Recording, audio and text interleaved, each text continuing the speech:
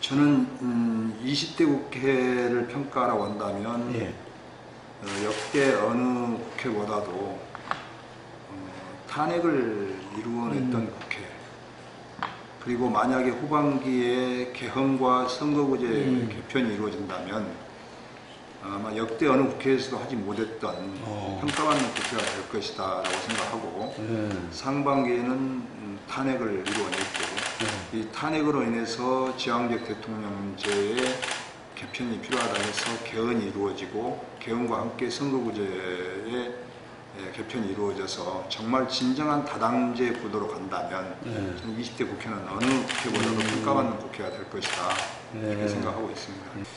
저는 지금 대통령도 선거구제 개편에 대해서는 비례성을 강화해야 된다는데 공감을 하고, 야사당이 다 공감하고 있고, 과거에 여당도 공감했던 부분이기 때문에 저는 지금 민주당의 지지율이 좋다고 해서 비례성을 강화하는 선거구제 개편에 반대한다고 한다면 이것은 국민적 저항을 받게 될 것이다. 그래서 꼭 잘 나갈 때만 있는 게 아니고 정당이라는 것은 실패할 때도 있는 것을 감안한다면 이번 기회에 거의 공감대가 다 모아졌고, 또 이번 기회에 그 지향적 대통령제의 폐해가 드러난 것만이만큼 그동안 수십 년 동안 개헌에 대해서는 논의를 많이 해왔습니다. 그리고 많이 지금 합의점이 이루어진 상황이기 때문에, 또 이번 개헌을 하는 과정에서 이 권력구조의 개편뿐만 아니라 기본권, 농업, 환경, 각양각층에서 개헌의 필요성을 요구하고 있는 상황에서 저는 지금까지 많은 논의가 있어 왔기 때문에 이 중에서 합의된 것만 우선 개헌을 한다 하더라도 엄청난 저는 성과라고 생각하고, 지금 20대 국회 들어와서 국민의당이 호남에서 돌풍을 일으켜서 이제 3당으로서의 입지를 다져서 다당제의 어떤 물꼬를 텄습니다만은 이것은 어떻게 보면 진정한 의미의 다당제가 아니고, 지금 1당이 여당이 130석, 2당이 113석 이런다면 거의 250석을 차지하고 300명 중에서 이것은 다당제의 어떤 기본 취지에 좀 어긋난다라고 해서,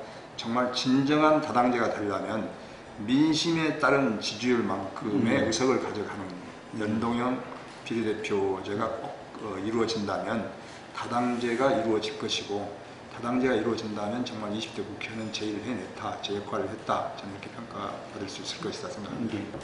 거기에 대해서는 각 당의 입장이 있습니다만, 소선거구제 자체가 이 승자 독식제 아닙니까?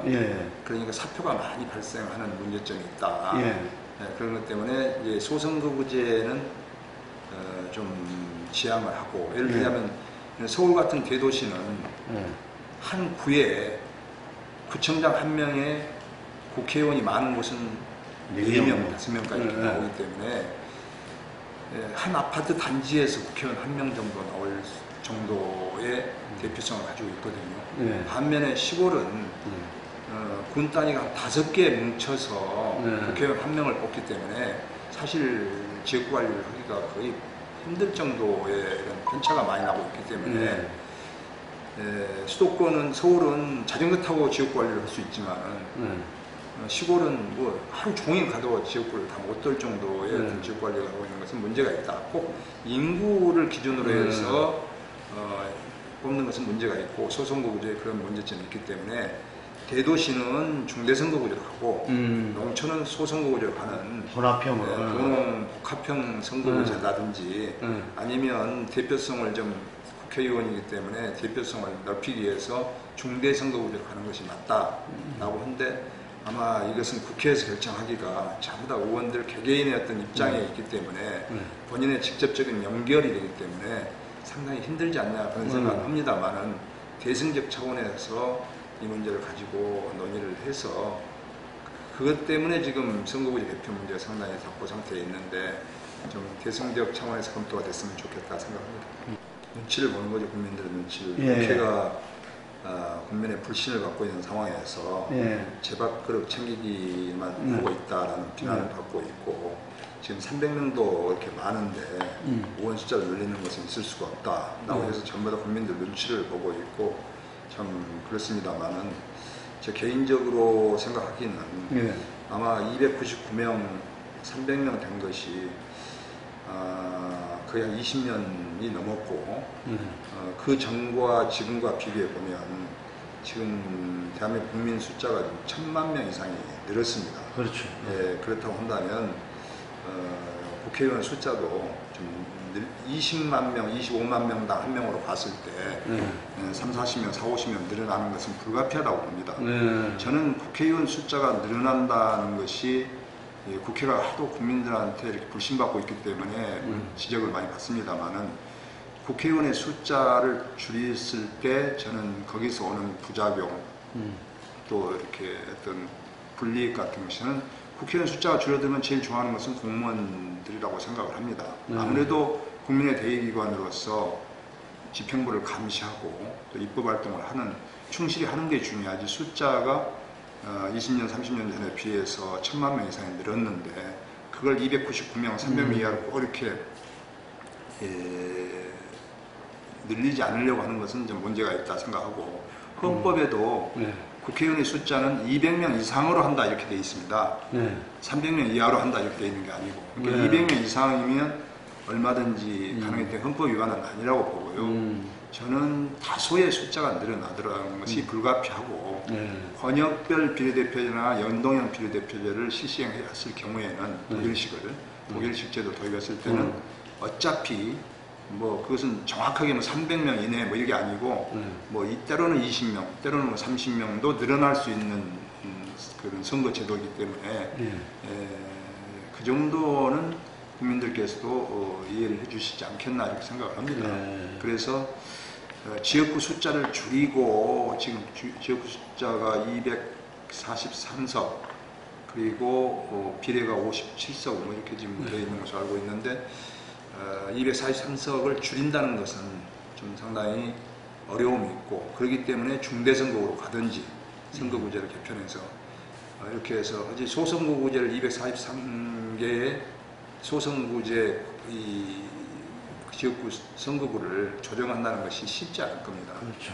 예, 그러면서 비례는 또 늘려야 되고, 이러기 때문에 다소의 국회의원 숫자가 늘어나는 문제에 대한 국민적 비난이 있기 때문에 이 문제가 상당히 지금 풀리지 않고 있다 이렇게 생각합니다. 여당이 야당일 때, 또 야당이 여당이었을 때 입장을 생각하지 않고, 지금 탄핵을 기점으로 해서 여당이 야당되고 야당이 여당됐지 않습니까? 제가 작년 대선 직전에 원내대표를, 그 당시 국민의당 원내대표를 하면서 그때 소위 개혁입법이라고 하는 여러 가지 뭐 검찰개혁, 또 언론개혁, 재벌개혁 이런 개혁안에 대해서 다 합의해놓고 여당은 반대했고 야당은 찬성했던 것이 대선 끝나고 나서 거꾸로 바뀌어서 야당이 되고 여당이 되니까 또 다시 찬성과 반대가 바뀌는, 이것은 어떻게 보면 이념의 논쟁이 아니고 진보냐 보수냐의 논쟁이 아니고 여야라는 그런 당리당략적인 싸움 때문에 이 법이 통과되지 않고 있는 거 아니겠습니까? 예를 들어서 방송법 같은 거 이런 게 다 마찬가지입니다. 언론 방송개혁 그런 것이, 저는 그런 법을 이념적인 싸움이 아니기 때문에 다 여당이 야당 될 때 생각하고 야당이 여당 될 때 생각한다면 그런 법은 당연히 통과돼야 되지 않겠냐. 그래서 오늘 합의를 봤던데요. 이번 달 말에 통과시키기로 여야가 합의한 민생법안하고 규제개혁, 서비스 발전 기본법이라든지 이거 통과시키기로 했다는 걸, 또 규제 프리즘법이라든지 이런 것은 여당 때는 해주라고 했다가 지금 야당들께도 반대하고 이런 법이지 않습니까? 이런 법은 우리 제3당 같은 데서 캐스팅보트 역할을 해서 정말 이런 법이 좀 통과되면 일자리도 창출되고 좀 국민들한테 그 혜택이 돌아갈 수 있도록 했으면 좋겠는데 지금 그게 잘 안 되고 있어서 답답합니다. 작년 제가 원내대표를 할 때 당시에 재벌 개혁을 위한 상법 개정, 언론 개혁을 위한 방송법 개정, 또 검찰 개혁을 위한 공수처 설치법 이런 게 지금 다 거의 다 합의가 되고 했었습니다. 그때도 제가 자유한국당 쪽에 아무래도 이번 대선에서 자유한국당이 야당 될 것 같다. 그러니까 지금 이 방송법 같은 경우도 지금 이제 야당 될 때를 생각해서 오히려 자유한국당에 이제 유리한 법이 될 수도 있으니까 그때 통과시켰어야 되네. 이사의 숫자를 지금 현행법은 7대3, 뭐 6대3 이렇게 해서 여당이 아주 뭐 많이 추천을 하고 야당은 적게 추천하는데 이걸 7대6 이렇게 여야가 거의 비슷하게 추천할 수 있도록 하는 법이고 사장도 3분의 2 이상의 그 동의를 받아서 이렇게 다 해놨거든요. 그러니까 이제 여당일 때만 생각하지 마 야당 될 때를 생각해서 하자 그랬는데도 불구하고 야당 될 것을 거의 느끼고 있으면서도 반대를 했던 거였거든요. 근데 지금 와서 이제 자기들이 허자 걸고 오히려 여당 민주당이 이제 안 하려고 그러니까 참 민주당의 속도 보이고 좀 국정을 이끌려고 하는 여당에서 막상 여당이 되니까 또 방송 장악을 하기 위해서 이런 것 아니냐라는 참 시각으로 봐지고 그렇게 되는 거 아니겠습니까? 그래서 정말 이것은 뭐 이념적 법이 아니고 여야의 당락적인 그런 관점에서 이게 지금 한 발자국도 앞으로 못 나오고 있기 때문에 이런 문제에 대해서는 좀 전향적인 자세가 필요하다. 그래서 어제도 아마 대통령과 5당 대표가 모여서 이런 문제에 대해서 좀 협치를 요구했고 그래서 여야정 협의체도 운영하기로 했고 그래서 참 반가운 소식입니다만 이런 문제가 이번 정기국회 때는 좀 많이 통과될 수 있도록 되었으면 좋겠습니다. 보셨습니다. 어제 국회의장님께서도 국민들의 요구에 납작 엎드려야 된다 국회는 이런 말씀을 하셨던데 뭐 잘 말씀하셨다고 생각합니다. 뭐 85억이라고 했는데 사실 작년도에 85억이었고 금년에는 그나마 20억 줄여가지고 62억으로 이렇게 줄였지 않습니까? 그랬는데 저는 특활비의 뭐 필요성은 인정을 합니다. 필요성은 인정하지만은 사실 이제 특활비란 것이 아시다시피 영수증 없이 현금으로만 쓰는 돈 아니겠습니까?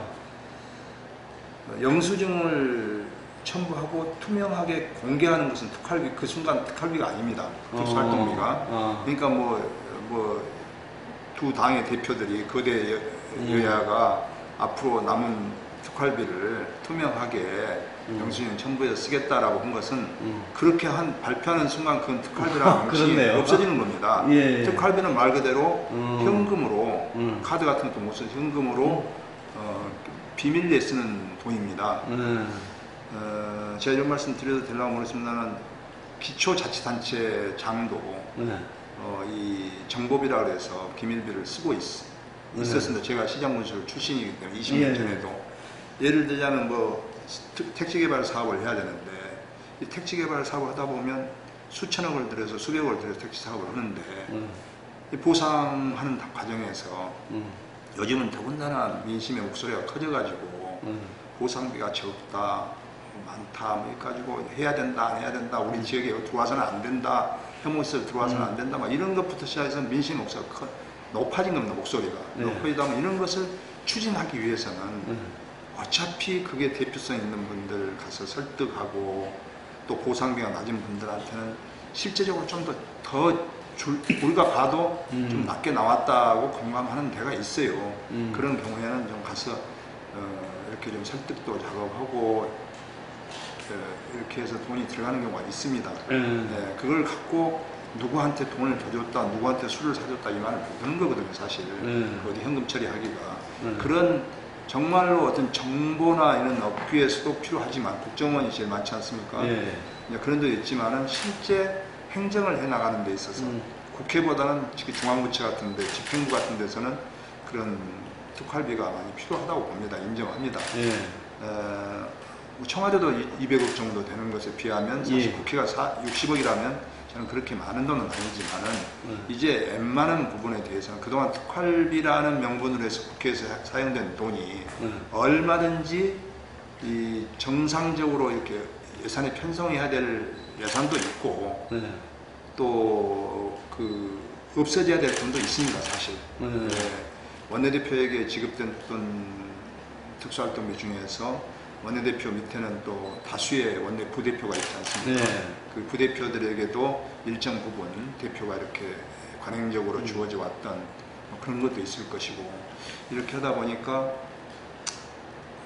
그동안 관행처럼 쓰여져 왔던 돈입니다. 근데 그런 경우에는 정상적인 업무 추진비로 편성을 해서도 사용을 해도 문제가 없고, 그래서 국회에서는 이번 기회에 저는 그냥 아예 특수활동비는 우리 당의 바른미래당은 당론으로 받지 않겠다, 안 받겠다라고 발표를 해버리니까 뭐 필요성은 인정하지만 국민의 지금 요구가 그게 아니기 때문에 아예 자체를 없애버리자 라고 일단 하고, 그러다 보면 또 무슨 폐해가 나올 수도 있으면 그때 불가피할 때는 다시 책정을 해서 한다든지 이렇게 하는 것이 바람직하지 않겠느냐.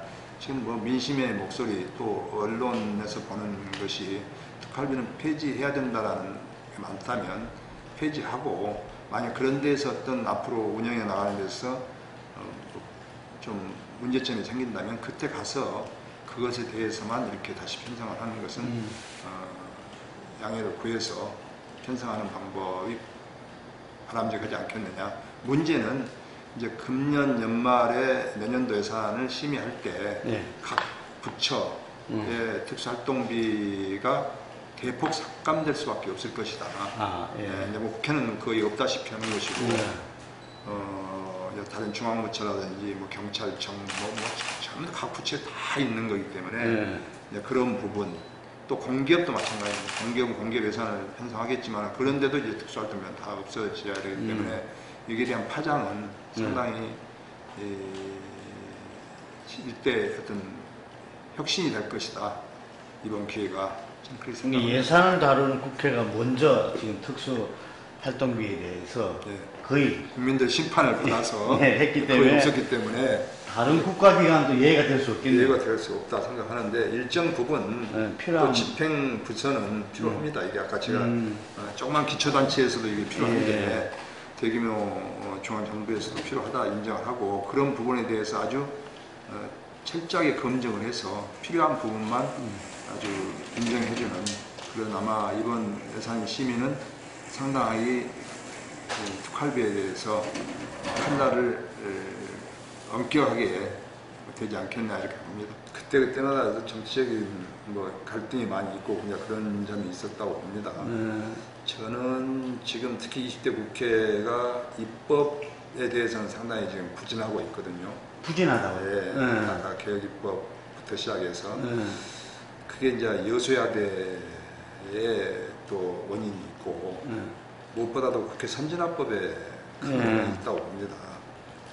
그렇기 때문에 쟁점 입법에 대해서는 전혀 한 발자국도 앞으로 나가지 못하고 있는데, 이것이 사실 양당제에서 만들어진 폐해로 선진화법이 만들어지고, 선진화법이 만들어지다 보니까 이제 완전 식물 국회가 되어서 이 개혁입법에 대해서 지지부진하고 한 발자국도 못 나오고 있습니다. 그래서 이 선진화법 개정 문제도 그건 합의하지 않았습니까? 개정은 하기로 이렇게 합의하는 건 없습니다. 합의 안 했습니다. 이 자체가 제 개인적으로는 헌법 위반이라고 봅니다. 헌법에는 다수결 원칙을 보장하고 있는데 이게 꼭 5분의 3 이상의 동의를 받아야 법이 쟁점법안이 통과되는 것에 대해서 또 패스트트랙이라 해서 일정 기간 또 숙성을 시켜가지고 또 검토를 하다가 빨라야 1년 만에나 법안이 통과되는 이런 어려움을 겪고 있기 때문에 저는 이 선진화법 자체도 다 이게 선거구제 개편하고 맞물려 있습니다. 그래서 다당제로 가야 되고, 다당제로 가게 되면 선진화법은 필요가 없고 이렇게 되기 때문에 그렇기 때문에 이런 문제가 어느 한 군데에서 뭐 극적으로 합의가 되면 좋은데 합의가 안 될 때는 다 이게 맞물려 있기 때문에 또 이게 같이 풀어져야 될 문제 아니냐 이렇게 싶습니다. 근데 저 국회가 하도 제의를 못하고 있다 보니까 또 국민들의 불신을 받고 있다 보니까 저기들 밥그릇만 챙기고 저기들 숫자만 늘리란다는 이런 시각으로 보기 때문에 국회의원 300명도 지금 많다고 생각하는데, 국민들 입장에서 볼 때는 이게 350명이 된다는 점 더 문제 삼기 때문에 좀 그런 데서 더 국민적 눈치를 봐야 되고 하는데, 저는 독일식 같이 사실상 그래서 이제 우리나라는 대통령한테 너무 지금 권한이 집중되어 있다 보니까 대통령이 바뀌면 그동안 그 시행해왔던 국가 계획이라든가 이런 게 다 대부분 다 이렇게 또 언제 있었다는 듯이 이렇게 무시되고 또 대통령의 관심사항만 가지고 또 이제 예산이 편성되고 이러다 보니까 이 중장기적인 이 로드맵이 발전이 없는 겁니다. 그래서 뭐 이명박 대통령 때는 4대 강사업, 또 뭐 박근혜 대통령 때는 갑자기 창조경제 뭐 이렇게 나오니까 또 뭐 지금 문재인 대통령도 뭐 최저임금 인상, 근로시간 단축 방향은 맞습니다. 방향은 맞지만 너무나 지금 조급하게 급진적으로 추진하다 보니까 자영업자, 영세업자들이 지금 폐업이 되고 이런 거 아니겠습니까? 탈원전도 마찬가지입니다. 원전도 탈원전으로 가야 되는 방향은 맞지만은 이게 60년 내다보고 80년 내다보고 탈원전을 해야 되는데 이건 더군다나 폭염이 오다 보니까 더 지금 이런 문제가 전기세 누리 문제라든지 이런 문제가 나오기 시작하니까 그래서 지금 24기 가동하고 있는 것 중에서 지금 거의 뭐 한 50%로 줄여버린다든지 물론 정비를 이유로 한다고 하지만은 갑작스럽게 탈원전을 해버리니까 많은 문제점이 발생하고 있는 거 아니겠습니까? 더군다나 영국이라든지 사우디에 이제 원전 수출도 하는 것도 지금 이렇게 좀 벽에 부딪히고 우리나라가 원전 세계적인 기술을 갖고 있다고 하면서 실제 우리나라 원전을 없애버리고 있고 일본이나 중국은 지금 원전을 계속 늘리고 있는데 일본은 더군다나 후쿠시마 원전 사고 이후에 한때 중단했다가 지금 다시 원전을 또 이렇게 확대하고 있고 중국은 지금 한 30기에서 100기까지 올리고 있는데 우리나라만 줄여나가는 건 좋지만 너무 급진적으로 줄여나가는 것은 문제가 있다. 그래서 이런 정책이 대통령이 말 한마디에 이렇게 움직여서는 안 된다. 뭐 청와대 수석이나 비서관들에 의해서 국정이 운영돼서는 안 된다. 내각에서 산자부에서 이런 건 충분히 검토돼가지고 국정이 추진돼야 되는데 너무 조급하게 너무 졸속적으로 추진되는 문제에 대해서는 국회에서 충분한 토론을 거쳐서 추진해 줘야지 국민들도 안심하고 국가를 신뢰하지 않겠느냐 이런 생각이 듭니다. 저는 뭐 그 제안에 대해서는 저는 남북 문제가 잘 되면 우리나라가 세계적인 뭐 G3까지 갈 것이다 저는 개인적으로 생각하고 있습니다. 뭐 통일이 됐을 경우는. 그래서 저는 이 안보가 경제고 남북 문제가 잘 돼야지 평화가 돼야지 경제도 살아나고 우리나라도 발전이 급속도로 발전할 수 있다 생각이 때문에 남북 문제가 우리나라에서는 제일 중요하다고 생각합니다. 문재인 정부 들어와서 뭐 여러 가지를 잘하려고 생각할 게 아니라 남북 문제 하나만 잘 해내도 저는 평가받는 대통령이 될 것이다 라고 생각하고 있습니다. 그래서 근데 지금 저는 6.13 지방선거 직전까지만 하더라도 6월 12일 날 트럼프와 김정은 위원장이 만났을 때만 하더라도 자, 곧 우리 국민들은 다 그랬을 겁니다. 곧 정말 남북 문제가 잘 풀려서 통일이 앞당겨질 수 있겠구나라고 생각을 했고 뭐 금년에만 해도 남북 정상회담을 2번이나 뭐 10년에 한 번씩 하던 것을 2번이나 열릴 정도고 가을에 한 번도 3번째 열리지 않습니까? 참 이렇게 남북이 가까워지고 이렇게 된 것에 대해서 정말 국민들은 엄청난 기대를 갖고 있었는데 6.13 선거가 끝나고 지금 북미 간에 진행되는 여러 가지를 보게 되면 이게 한국에서는 뭐 마침 6.13 지방선거에 이용하기 위한 전략 아니었나. 결과적으로 그렇게 되어버렸어요. 네, 6월 12일 날 만난 것이. 또 지금 트럼프는 지금 11월 달 중간선거 앞두고 지금 뭔가 지금 종전선언이라든지 이런 것을 비핵화 맞물려갖고 지금 하는 것에 또 이용하기 위한 거 아니겠느냐. 결국 11월 중간선거 끝나고 나면 또 다시 이게 장기화되는 거 아니겠느냐. 이런 걱정이 들고 또 그 과정에서 지금 우리 한국과 미국과의 좀 보이지 않는 미국과의 어떤 갈등, 의견 차이 이런 것도 보이고 북한은 비핵화가 우리가 생각했던 만큼 쉽게 풀리지 않을 것 같다는 생각도 들고 저는 문제는 북미 수교거든요. 북한은 미국하고 수교하기를 국가로 인정받기를 원하는 건데 미국 트럼프 대통령이 그렇게 국가로 인정하고 평화를 보장하고 국가로 인정해 주는 것이 쉽지 않을 것 같다. 그리고 실제적으로 핵 검증이라는 것 자체가 쉽지 않을 것 같다. 그런 여러 가지 문제를 봤을 때 저는 이 남북 문제가 우리가 기대했던 것보다 쉽게 풀리지 않을 것 같다라는 생각이 듭니다. 그래서 우리 문재인 대통령이 원전자론을 이렇게 주장하고 했는데 정말 가운데서 잘 조정을 했으면 좋겠어요.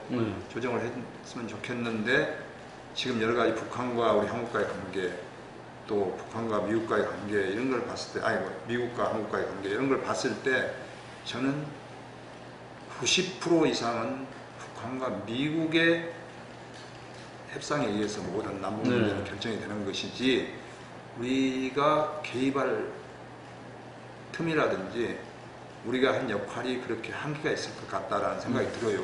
정말 문재인 대통령이 가운데 잘했으면 좋겠습니다. 근데 그 좀 효과를 냈으면 좋겠는데 지금 여러 가지 대북 제재라든가 이런 것에 대해서 우리나라는 협력을 빨리 남북 협력사업 교류사업을 좀 하려고 하는 것 같고 미국에서는 그걸 좀 제지하는 것 같고 지금 이런 좀 차이 때문에 우리 남한과 미국과의 관계도 좀 신뢰관계가 좀 흐트러진 것 같고 해서 걱정이 됩니다.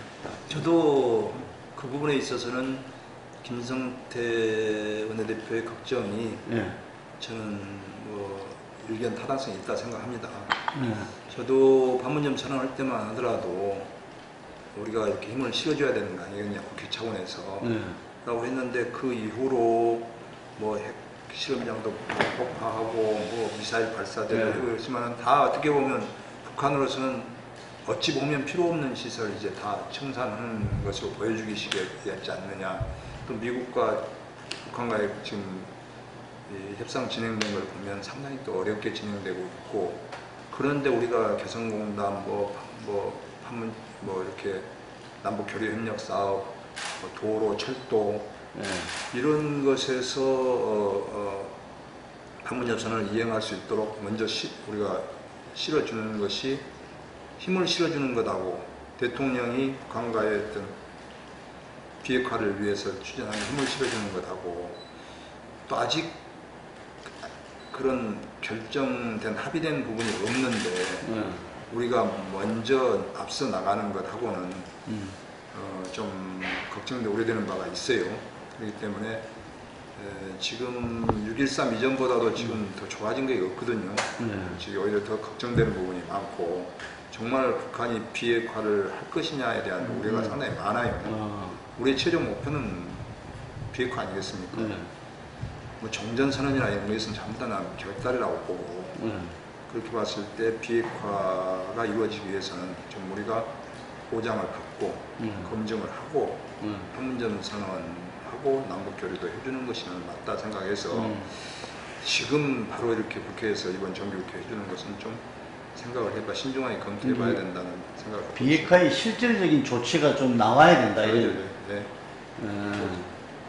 어느 정도 신뢰할 수 있을 때 가야 되지 않겠냐 생각하는데 지금 북한은 비핵화하려고는 의사가 있느냐 없느냐도 지금 솔직히 잘 모르겠어요. 사실 6.13 이전에는 그게 한 방금 트럼프 대통령하고 김정은이 이제 앞서올 때만 하더라도 저는 바로 북한이 비핵화에 대한 모든 절차에 들어갈 줄 알았는데 사실 그게 지금 아닌 것 같아요. 지금 보면 그래서 좀 더 검증을 해봐야 되겠다 싶은 생각이 들어요. 저는 정치를 하면서 정치인들 간의 친불친에 따라서 계파도 만들어지고 또 계파가 만들어지다 보면 그게 이제 뭐 안심 이야기도 나오고 이렇게 서로 좀 친하다 보면 안철수하고 친하다 보면 안철수 파다, 안철수 계보다 뭐 이렇게 해가지고 그쪽에서 민다 안 민다 이런 것에 대해서 말은 충분히 나올 수 있지만 뭐 저는 그것이 뭐 어쩔 수 없는 현상이라고 봅니다. 저는 정치를 해오면서 많은 그런 걸 느끼고 있고 실제 안철수가 손학규를 지원하고 있는가 그건 잘 모르겠어요. 안철수가 내가 안철수라면 그렇게 하지 않겠어요. 또 그것이 도움이 될 것도 없고요. 저는 우리 당원들이 우리 당이 지금 사실 지지도가 5%에서 7% 사이 왔다 갔다 하고 있는데 조금 이 정도 가지고는 7.7%. 이 정도 가지고는 저는 국민적 지지가 바닥이거든요. 사실 정의당도 15%를 넘어가고 있는데 그보다 훨씬 더 큰 바른미래당이 이게 7%에 상당한 것은 상당히 어려운 지금 여건 속에서 저는 하나로 똘똘 뭉쳐도 힘들 판에 이렇게 나눠지고 계파가 나눠지고 서로 안심, 유심 이렇게 해서 한다는 것 자체가 저는 바람직하지 못하고 올드보이 논란도 솔직히 있습니다. 저는 솔직히 우리 당은 좀 다른 당은 올드보이 논란에 들어가더라도 우리 당만큼이라도 좀 차별성이 있었으면 좋겠다. 저는 평소에 그렇게 생각을 했어요. 그리고 우리 당은 어떻게 보면 바른정당하고 국민의당하고 통합된 당 아닙니까? 동서가 통합된 당이고 어떻게 보면 또 새누리당에서 자유한국당에서 나오신 분들하고 어떻게 보면 민주당에서 나오신 분들하고 통합을 한 당이고 이렇게 당이 상당히 어렵습니다. 화합 자체가 어렵고 정체성도 불분명하다고 정체성 시비도 많이 걸렸습니다만은 저는 그 정도의 정체성 차이는 충분히 극복할 수 있다. 이분들이 탄핵에 찬성했던 분들이고 또 2번이나 복당을 했음에도 불구하고 복당하지 않고 남아있는 분들과 우리의 정체성은 나는 비슷하다고 봅니다. 그래서 합리적 진보, 개혁적 보수 이렇게 해서 저는 큰 차이가 없다고 봅니다. 더불어민주당이나 자유한국당에 비해서 그렇게 하는데 저는 좀 우리 당에서 젊은 분들 또 이런 분들이 나와서 다른 더불어민주당이나 지금 자유한국당 또 민평당보다는 좀 차별화가 됐으면 좋았겠다 싶었는데 사실 좀 내가 좀 생각했던 분들은 안 나오시려고 그러고 지금 나와 계신 분들 중에서 어쨌든 당원들이 좋은 분 선택하셔가지고 저는 뭐 하늘에서 뚝 떨어지는 공자님 같은 분이 안 나오신다고 한다면 선출된 당대표를 중심으로 해서 어쨌든 2020년 총선과 대선에서 정권을 잡는 것이 목표 아니겠습니까? 그러기 위해서는 정계 개편이 불가피하다고 봅니다. 그래서 정계 개편을 하는 과정에서 저는 바른미래당이 중심이 되어야 된다고 봅니다. 모든 정체성이나 이런 거 봤을 때. 그래서 민주당이 앞으로 어느 대표가 뽑힐지 모르겠습니다만 민주당도 지금 국민적 지지에서 점점 멀어질 때가 올 것이고 뭐 경제 문제라든지 남북 문제라든지 해서 국민적 민심이 들어갈 때 우리 야당에게 힘이 실릴 것이고 야당에서도 다시 야당 항상 분열해서 망하는 겁니다. 다시 또 뭉쳐서 우리 바른미래당을 중심으로 해서 뭉쳐서 정계 개편을 해 나간다면 21대 총선도 한번 해볼 만하다. 저는 이렇게 만들어져야 된다라고 생각합니다. 그건 어떻게 보십니까? 저는 이렇게 옛날에 지난번에 국민의당 있을 때 3당제 체제였을 때는 다당제 역할을 좀 캐스팅보드 역할도 좀 한 것 같았는데 그렇죠.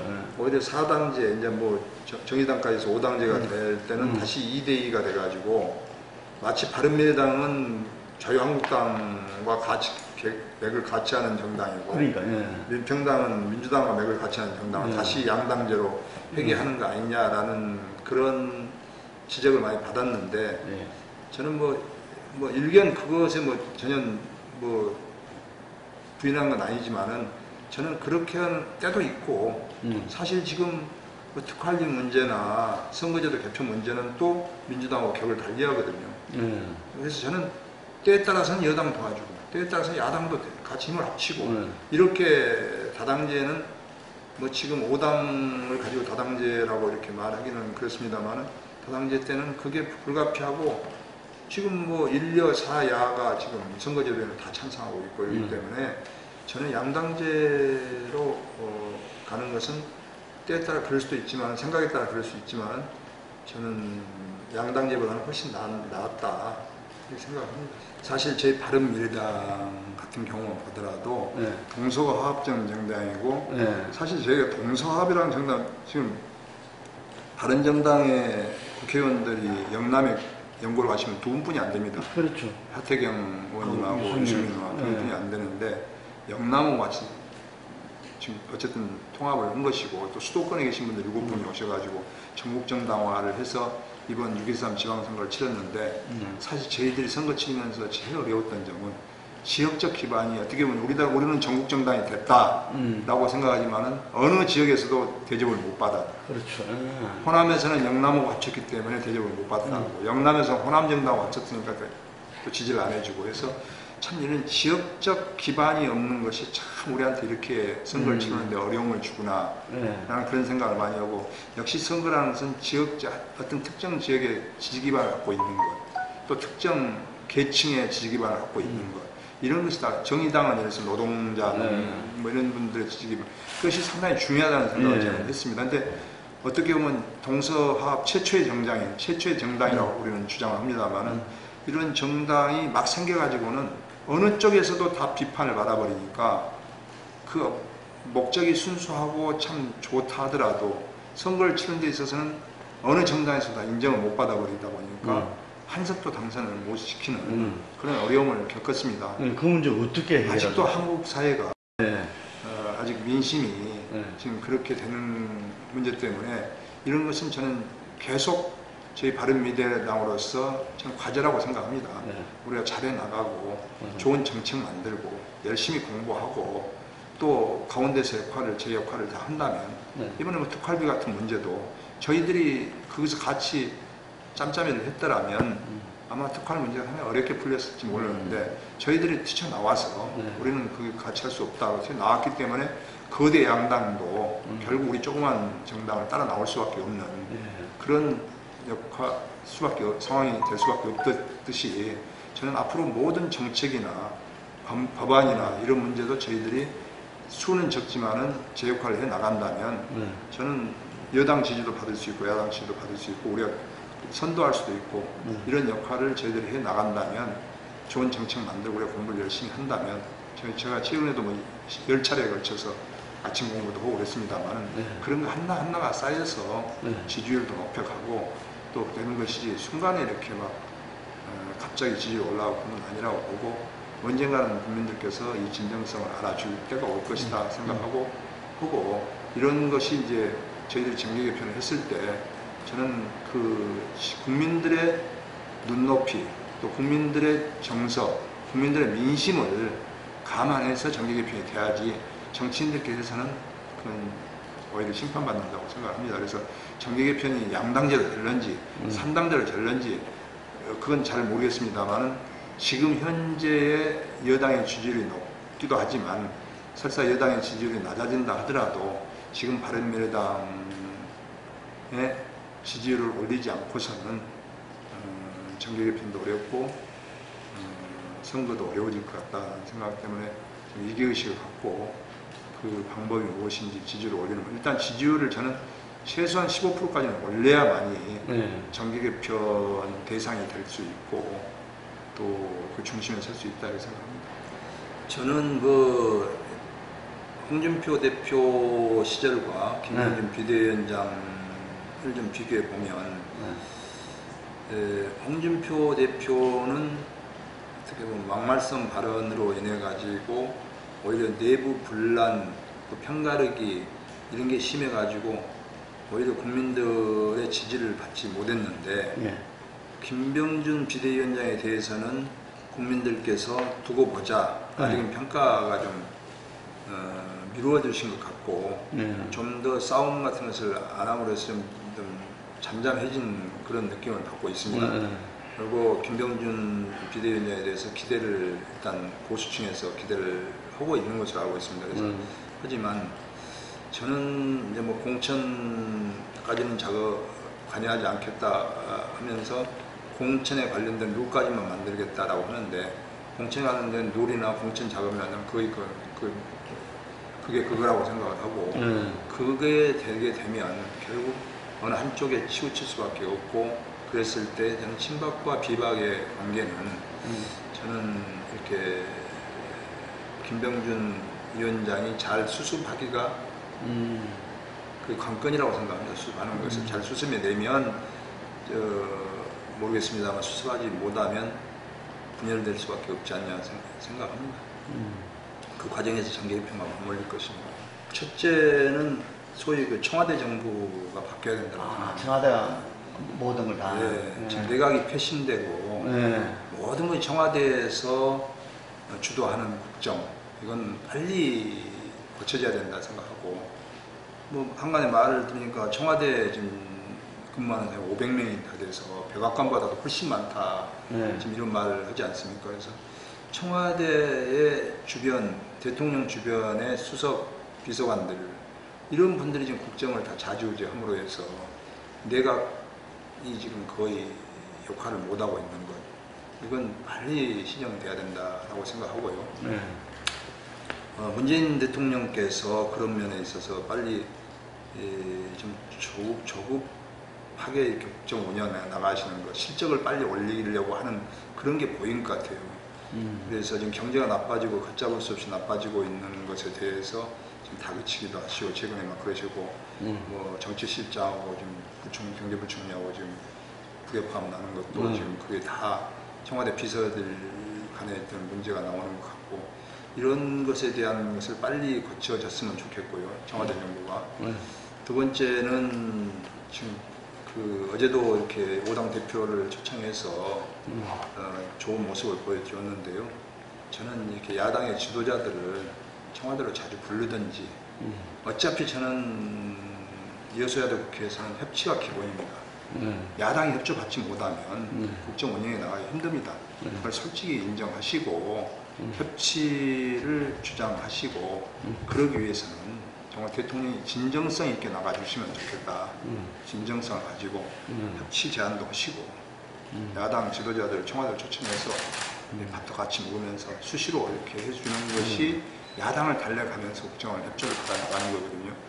그랬을 때 국민들도 그런 모습을 봤을 때 대통령에 대한 좀 지지율도 올라갈 거라고 저는 봅니다. 그래서 정말 진정성을 가지시고 협치 주장을 하신다면, 지난번에는 뭐 원내대표, 평양표 원내대표를 시켜서 박선수, 뭐 이런 것을 흘리고, 청와대 대변인이 이렇게 흘리고, 이거 협치는 대단히 연정이나 협치는 대단히 중요한 국정의 하나의 틀을 바꾸는 거기 때문에 대통령께서 국민들 앞에 솔직히 국회 협조 없이는 불가능하기 때문에 야당 협조 받기 위해서 도와주십시오라고 이렇게 진정성 있게 나오시고, 그랬을 때 우리는, 내가 그랬습니다. 우리 김동철 비대위원장이나 김관영 원내대표에게도, 자 그러면 우리 협치, 막 계속 우리가 협치하자고 해놓고 막상 협치하자고 저쪽에 제안이 들어오니까 이제 이게 뭐 꼼수다, 국면 전환을 위한 꼼수다, 경제가 나빠지니까, 이렇게만 보지 말고 정말 진정성 있게 대통령이 다가오면 받아들이자. 우리가 설사 협치를 같이 동반자로 가가지고 경제가 잘못된들 우리를 욕하겠느냐, 여당 욕하는 것이다 하면 우리는 도와주되 조건이 있다면 개헌과 선거구제를 좀 반영해 주라. 그러면 우리는 무조건 돕겠다 라는 것을 우리가 요구하고 들어가자. 저는 이렇게도 이야기했고, 또 그것이 뭐 많은 의원들께서도 공감을 얻고 있습니다. 그래서 저는 문재인 정부가 요약하자면 좀 청와대 정부를 지향하고, 대통령께서 진정성 있게 야당에게 국정의 동반자로서 이렇게 같이 나갈 것을 협치를 요구해 온다면, 저희들은 개헌과 선거구제 이건 다 하자고 했던 거 아닙니까? 다 문재인 대통령부터 하자고 했으면 이걸 마무리 짓고 같이 국정한다면 저는 훨씬 더 나은 이 문재인 정권이 될 것이다라고 생각합니다. 그렇게 사연 중임제 하자, 의원 내각제 하자, 문권형 대통령제 하자, 이렇게 이야기가 되면 이 문제는 계속 평행선을 그을 수밖에 없다 생각합니다. 그래서 뭐 사연 중임제도 좋대, 대통령의 권한을 좀 대폭 축소하자. 대폭 축소를 하자. 그래서 대통령의 권한 축소하면 대통령제도 좋다. 저는 이렇게 생각합니다. 그게 지금 제왕제 대통령제를 없애려고 하는 것은 대통령의 권한이 너무 집중되어 있기 때문에 대통령의 뭐 예산 편성권이라든지 법률안 제출권이라든지 인사 권한이라든지 이런 걸 좀 없애고 줄이면 될 거 아니냐. 그러면 그것을 그냥 바짝 총리 국회 선출이 안 되더라도. 그러죠. 그래서 저는 의원 내각제는 사실 국민적 정서가 따라가 주지를 못하거든요. 지금 그렇죠. 아직까지. 국회의원 워낙 불신받고 있는데 국회의원들이 장관까지 다 오고 느낌이 다 해몰라냐, 국민들이 절대 용서하지 않을 겁니다. 용인해주지 않을 거니까 의원 내각제도 사실 어려운 상황이고, 분권형 대통령제도 상당히 남북이 이렇게 나눠져 있는 상황에서는 총리와 대통령의 권한을 이렇게 정한다는 것이 쉽지 않거든요, 사실상. 오히려 더 혼란을 초래할 수 있는 상황이 있기 때문에 대통령 중심대로 가되 뭐 4년 중임제 좋아요. 4년 중임제 좋고 단임과 또 중임의 여러 가지 장단점이 있기 때문에 좋지만은 저는 핵심은 대통령의 권한을 어디까지 축소하느냐 이것만 여야가 합의하자 그렇게라도 해서 개헌을 해놓으면 저는 이번 개헌이 100%는 안 되더라도 최선은 아니더라도 차선은 될 거 아니냐 그렇게 하고 뭐 기본권이라든지 나머지 국민적 요구사항에 대해서는 합의된 것만 우선 였고 합의되지 않은 것은 빼더라도 그렇게 해서라도 개헌을 했으면 좋겠다 그겁니다. 저는 아까 제가 처음에 모두에도 이야기했습니다만은 20대 국회가 평가받는 국회가 돼야 되고 더군다나 금년이 재헌 70주년 아니겠습니까? 그렇기 때문에 상당히 의미 있는 해라고 보고 20대 전반기에 탄핵을 이루어내고 후반기에 개헌과 선거구제 개편만 이루어진다면 평가받는 국회가 될 것이다 생각하고 저는 뭐 어떻게 보면 바른미래당의 부의장으로서 30명밖에 되지 않습니다만은 저는 캐스팅 보트 역할을 하고 양당의 가운데 있으면서 중재 역할을 충실히 한다면 의외의 성과도 난 낼 수 있다고 생각하고 그게 우리 바른미래당의 해야 될 일이라고 생각을 하고 있기 때문에 무거운 어떤 책임감도 느끼고 있습니다. 우리 당에서는 뭐 이렇게 양당이 합의된 이렇게 보수와 어떻게 보면 진보 또 이렇게 자유한국당 또 더불어민주당에서 나오신 분들 통합된 거기 때문에 이번 우리 그 전당대 룰을 결정하는 데 있어서도 저는 그 전당대 준비위원회 제가 뭐 들어갈 뭐 근본이 아닙니다만은 제가 추천이 돼서 들어가가지고 그 역할을 해달라고 해서 들어가서 바른정당에게 힘을 실어주는 그런 전준위의 룰을 제가 만들어 줬습니다. 예, 그래서 예를 들자면 기관당원의 숫자가 지금 이 당원 숫자로 한다면 국민의당 숫자가 워낙 월등히 많은데 비해서 일반 당원은 월등한데 이 기관당원 돈을 내는 당비를 내는 당원은 그 25,000대 15,000입니다. 그래도 결국은 국민의당이 이익이다라고 했는데 오히려 결과는 지금 바른정당에 컷오프를 해놓고 보니까 바른정당 후보들에게 더 유리한 결과가 나와서 좀 의아했습니다만은 저는 그게 통합하는 길이고 화합하는 길이다 생각하고 당 내에서도 어쨌든 지도부로서 통합의 어떤 화합을 이끌어 나가는 그런 역할을 해야 되고 또 국회 내에서는 국회직으로서 부의장으로서 양당의 중재 역할을 해야 되는 그런 역할을 해서 어쨌든 소기의 성과를 낼 수 있도록 하겠습니다. 예, 부의장님 말씀대로 20대 국회가 탄핵과 그리고 후반기에는 이 선거제 개편과 개헌을 이뤄내는 그 역사적인 그 국회가 되기를 기원하겠습니다. 노력하겠습니다. 네.